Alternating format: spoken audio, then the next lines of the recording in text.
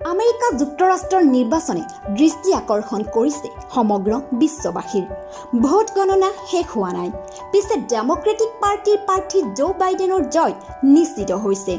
২৭০ magic নাম্বাৰটো পাৰ কৰি জো বাইডেনে হোৱাইট হাউচ অভিমুখে যাত্ৰা কৰিছে। স্বস্তিৰ নিশ্বাস পেলাইছে আমেৰিকাত বাস কৰা সংখ্যালঘু তথা পিছপৰা সম্প্ৰদায়ৰ লোকসকলে।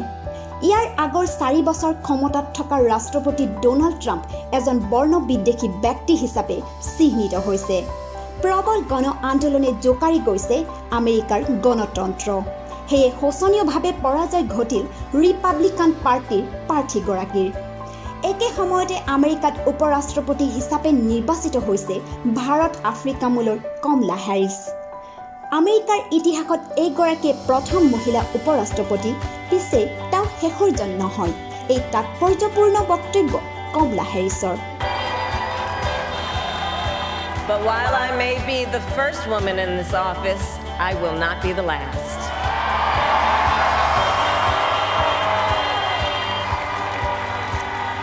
বিগত সময়ছোৱাত আমেৰিকাৰ নিৰ্বাচনী প্ৰচাৰত ভাৰতৰ শাসনাধীষ্ঠ চৰকাৰৰ অংশগ্ৰহণ প্ৰত্যক্ষ কৰিবলৈ পোৱা গৈছিল।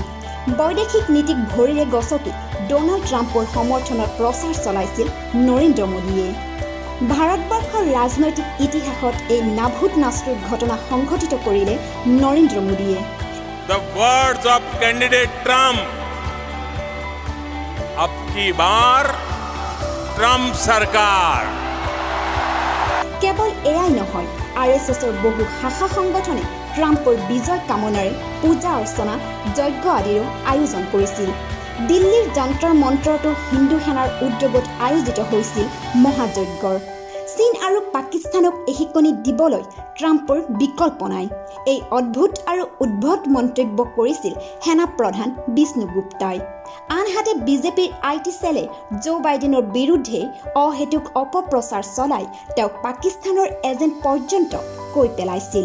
ইয়াৰ বিপৰীতে আমেৰিকাৰ মিডিয়াই ট্ৰাম্পক মিছলীয়া আখ্যা দিছে। বিগত 4 বছৰত ট্ৰাম্পে ব্যক্ত কৰা মন্তব্যবোৰৰ অধিকাংশই মিছা। নিজৰ কাৰ্যকালত ট্ৰাম্পে 20,000তকৈও অধিক মিছা কথা কৈছে। এই তথ্য সদৰি কৰিছে পলিটিফেক্ট নামৰ এটা ৱেবছাইটে। বিগত সময়ছোৱাত ABC, CBS, NBS আদি আমেৰিকান নিউজ চেনেলে বয়কট কৰিছে ডোনাল্ড ট্ৰাম্পক। অৱশ্যে জো বাইডেনে কিদৰে বিশ্ব ৰাজনীতিত প্ৰভাৱ বিস্তাৰ কৰে সেয়া আজিয়ে কৈ দিয়া সম্ভৱ নহয়। 36 বছৰ সাংসদ আৰু 8 বছৰ উপ ৰাষ্ট্ৰপতি হিচাপে কাৰ্যনিৰ্বাহ কৰা বাইডেন এজন ৰাজনৈতিক অভিজ্ঞতা সম্পন্ন ব্যক্তি। মাইনৰিটিক লগত লৈ আগবঢ়াৰ সংকল্প লৈছে তেওঁ। বিভাজনৰ কাৰণে নহয়, সম্প্ৰীতিৰ হকে মই কাম কৰি যাম। মই আমেৰিকা যুক্তৰাষ্ট্ৰৰ ৰাষ্ট্ৰপতি, কোনো পাৰ্টিৰ ৰাষ্ট্ৰপতি নহয়। দেশক সম্বোধন কৰি এই তাৎপৰ্যপূৰ্ণ বক্তব্য ৰাখে জো বাইডেনে। I pledge to be a president who seeks not to divide but unify, who doesn't see red states and blue states, only sees the United States.